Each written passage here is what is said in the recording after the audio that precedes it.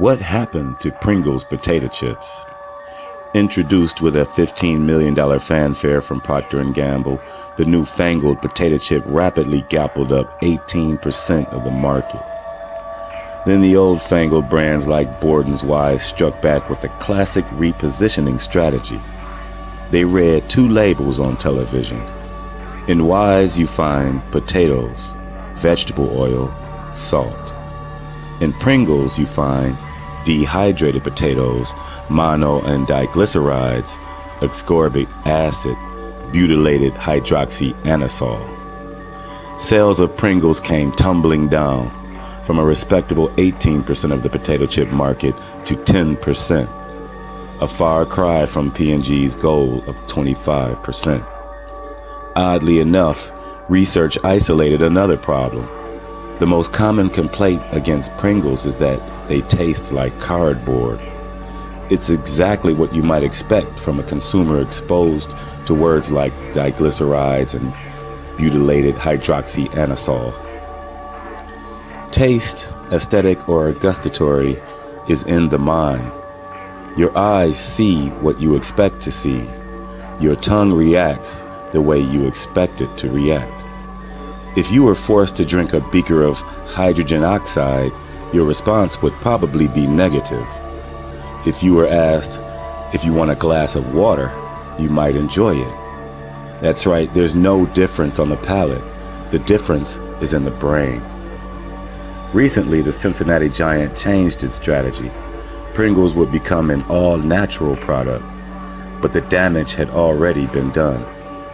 In politics or packaged goods, the rule is, once a loser, always a loser. It would be a hard thing to bring Pringles back, as it would Jimmy Carter as president. In some small corner of the brain, there's a penalty box marked loser. Once your product is sent there, the game is over. Go back to square one and start all over again, with a new product and a new game. Of all companies, Procter & Gamble should have known the answer of repositioning, the power of it, and should have been able to take steps in advance to protect Pringles. One of P&G's most powerful programs is the one for Scope mouthwash. P&G used two words to reposition Listerine, the king of the halitosis hill, medicine breath. These two words were enough to torpedo Listerine's highly successful "the taste you hate twice a day" theme. The Scope attack carved a few share points out of market leader Listerine and firmly established Scope in second place. The Listerine Scope battle caused the usual casualties. Micron and Banaka folded. Lavra saw its market share wither away.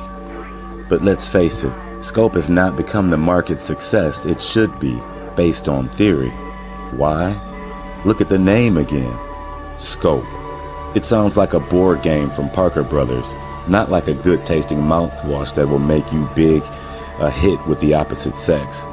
If Scope had been given a name like Close-Up Toothpaste, it could have parlayed its brilliant repositioning strategy with sales success to match.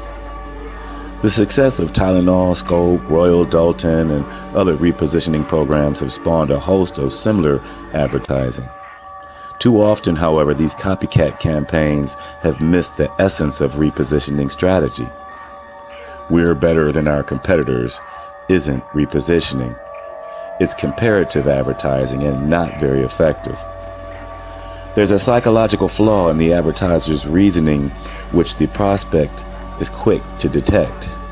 If your brand is so good, how come it's not the leader?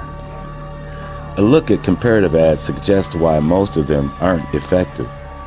They fail to reposition the competition.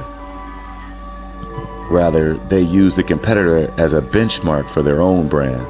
Then they tell the reader or viewer how much better they are, which of course is exactly what the prospect expects the advertiser to say. Ban is more effective than Right Guard, Secret, Sure, Arid Extra Dry, Mitchum, Soft and Dry, Body All, and Dial, said a recent ad from Ban.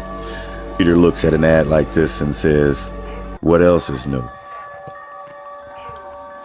In the past, advertising was prepared in isolation. That is, you studied the product and its features, and then you prepared advertising which communicated to your customers and prospects the benefits of those features. It didn't make much difference whether the competition offered these features or not. In the traditional approach, you ignored competition and made every claim to seem like a preemptive claim. Mentioning a competitive product, for example, was considered not only bad taste, but poor strategy as well. In the positioning era, however, the rules are reversed. To establish a position, you must often not only name competitive names, but also ignore most of the old advertising rules as well. In category after category, the prospect already knows the benefits of using the product. To climb on his or her product ladder, you must relate your brand to the brands already in the prospect's mind. Yet repositioning programs, even though effective, have stirred up a host of complaints. Many advertising people deplore the use of such tactics. You can't have it both ways. If you want culture and refinement, you produce operas. If you want to make money, you produce movies, cars, computers, etc. Culture and refinement may be admirable qualities, but not in advertising. In Society Sick, when people are ready to believe the worst about a product or person, but balk at believing the best? Is the news channel wrong to put all the bad news first at the beginning and maybe some good news at the end, if at all? The communication industry is like gossip. It feeds on the bad news, not the good. It may not be your ideal way of the way things should be. It just happens to be the way things are. To be successful in this over-communicated society of ours, you have to play the game by the rules that society sets, not your own.